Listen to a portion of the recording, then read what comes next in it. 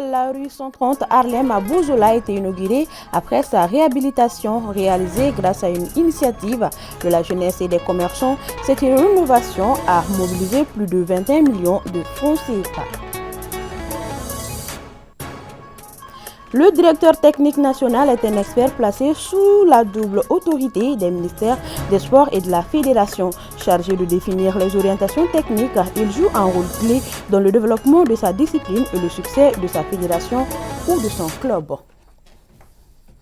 Ravi de vous retrouver, mesdames et messieurs, bonsoir et bienvenue dans cette édition. La rue 130 à Harlem, située à Bozola, en commune 2 du district de Bamako, a été inaugurée ce dimanche après avoir été entièrement réhabilitée. Ce projet d'un coût estimé à plus de 21 millions de francs CFA a été initié par la jeunesse en partenariat avec les commerçants de la communauté. Mohamed Bari. Nous sommes à Bozola, en commune 2 du district de Bamako, dans la rue 130 Harlem, qui accueille de nouvelles infrastructures. Routes butinées, forages et lampadaires solaires. C'est une initiative de la jeunesse en partenariat avec les commerçants de Bozola. Ces infrastructures permettront aux habitants de mieux se déplacer et d'avoir un cadre de vie favorable. Les défis rencontrés sont multiples parce qu'un quartier commercial, quand on coupe le quartier, les commerçants ils sont un peu dérangés parce que leur revenu c'est dans ces carrés-là ou bien c'est dans ces rues-là. Donc quand le carré n'est pas praticable, donc ça fait un peu de perte ou bien un peu de manque à gagner pour ces commerçants-là. La coupure du ruban symbolique annonçant ainsi le début d'un nouveau mode de vie pour les habitants de cette rue. Elle a été suivie des mots de bienvenue du représentant du chef de quartier qui a remercié les acteurs du projet, le président de la jeunesse, le représentant des commerçants, entre autres. Mais des avantages, il y en a beaucoup. Déjà, au niveau de la salubrité, ça passe bien. Au niveau de la circulation, ça passe très bien. Donc on a fait ça avec les commerçants, surtout les commerçants. Ça les aide beaucoup à circuler librement avec les marchandises et tout ce qui en suit. Aujourd'hui, moi, j'ai un sentiment de joie et je tiens à remercier plus particulièrement la jeunesse de Bozola et en même temps les chefs de famille et les commerçants qui nous ont vraiment aidés pour réaliser ces travaux.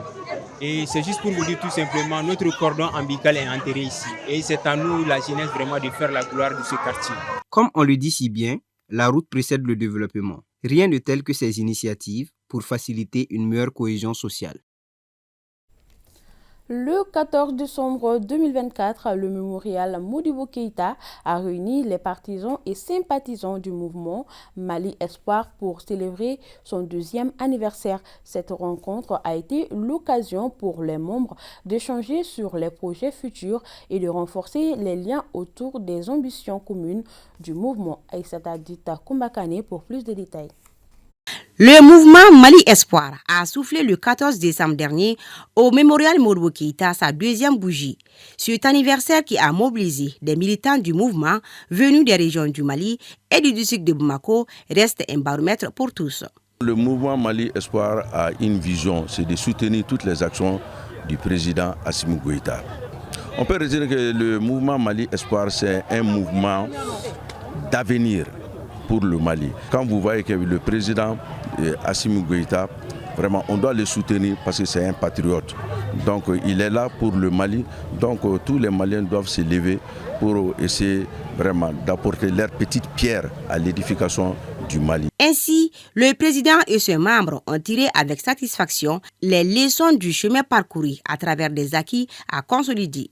Je lance un appel à tous les citoyens maliens pour se mobiliser auprès vraiment des autorités de la transition pour le développement du pays. Je souhaite quand même bon courage à tout le monde. Je souhaite que les actions du mouvement aillent au-delà de ce qu'on souhaite. On fait les déplacements pour magnifier effectivement cet événement grandiose. Je souhaite bon mouvement, que Dieu nous donne longue vie pour fêter encore la 3e année d'anniversaire du mouvement en 2025. Au cours des festivités, le président du mouvement Mali Espoir a lancé un appel à tous les Maliens, de l'intérieur comme de l'extérieur, à soutenir les autorités de la transition pour le renforcement des Mali de paix.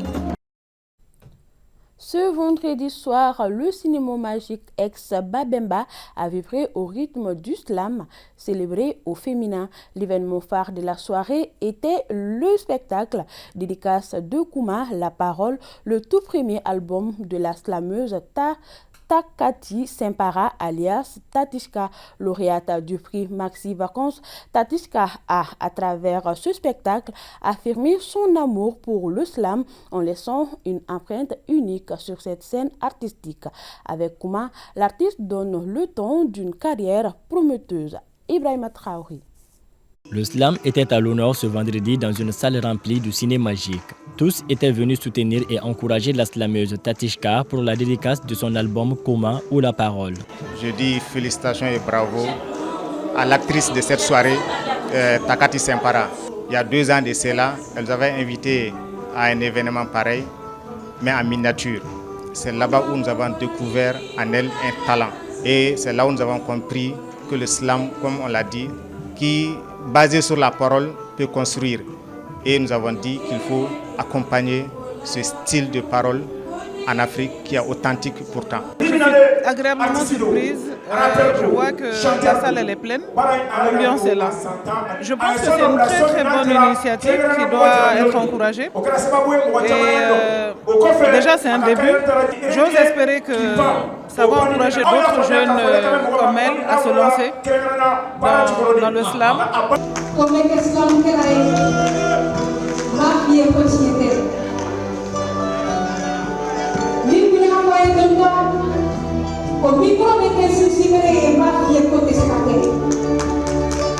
Le slam comme arme de guerre pour défendre les sans-voix, une lutte dans laquelle s'engage l'artiste à travers son album Kouma. La parole c'est avant, pendant et après tout. Donc à partir de là, nous dans notre culture mandingue, on a la culture de l'oralité et de l'expression. La parole est l'une de nos plus grandes valeurs ancestrales qui a pu permettre à nos dévanciers de se tisser des relations et harmonieuses et pousser et surtout amener les différentes sociétés à se créer une entente dans la diversité ethnique, linguistique, religieuse, même culturelle. Donc tout passe par la parole chez nous. Vraiment, avec Baramina, Baranjarani Koudou, et puis avec Kouma Mifo, tant de Kelentaje, avec Kouma Jamanaka, avec Kouma Jamanadou, avec Kouma Jamana Konokoka, Ani Dou Konona, vraiment.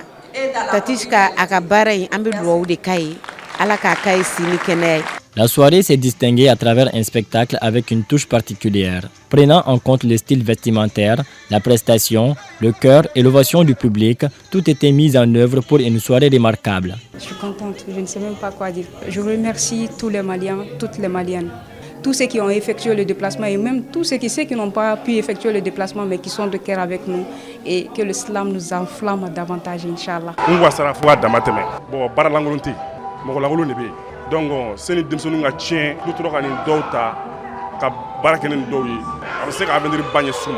Quand slam rime avec rap, ça dénote souvent d'une soirée d'ambiance jumelée à un éveil de conscience.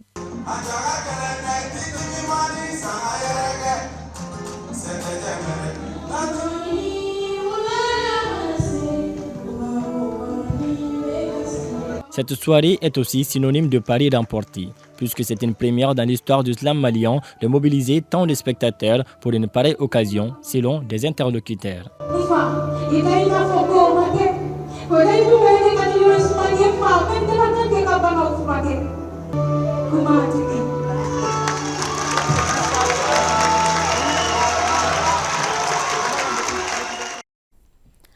Je le disais, au sommaire, le directeur technique national DTN est un expert de haut niveau dans sa discipline sportive, qu'il s'agisse de football, de basketball ou d'autres sports, placés sous la double autorité du ministère des Sports et de la fédération de sa spécialité. Il occupe une position clé dans le développement et la gestion technique du sport à l'échelle nationale. Ses missions sont variées et essentielles. Moussa Diabaté nous en dit plus dans ce dossier consacré au rôle du DTN. Et oui, comme vous le voyez, tous ces trophées sont aussi le fruit du travail abattu en amont par un directeur technique national. Le DTN est la pièce maîtresse ou encore le pilier dans une fédération nationale sportive en général. selon Al-Hadji Diko, le DTN de la Fédération malienne de basketball. Les directeurs techniques dans une fédération, c'est un métier sur lequel le basketball est vraiment basé en grande partie. Le rôle et les missions d'un DTN sont nombreux. Il est à la fois un manager, un gestionnaire et un leader. La formation des jeunes, de la performance des équipes, mais également il doit définir à long terme une vision pour le basketball incluant la formation des équipes, les performances, les équipes nationales et la promotion du sport. Les directeurs techniques, de façon générale, collaborent avec les entraîneurs nationaux dont la formation et la nomination de ces derniers passent par eux. C'est lui qui les propose, qui fait des propositions au bureau fédéral bien sûr pour les nominations. Et c'est le directeur technique qui évalue les entraîneurs. Donc c'est à lui que les entraîneurs rendent compte. Donc je pense qu'ils ont un lien très étroit.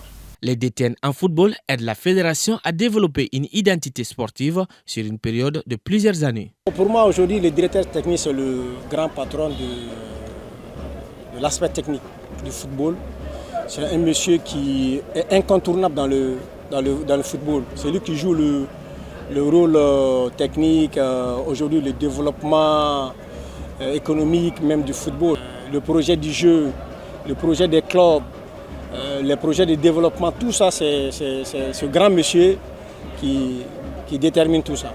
Avec la modernisation et la professionnalisation du football, les clubs de football aussi ont besoin du service du directeur technique national. Chaque club a sa vision.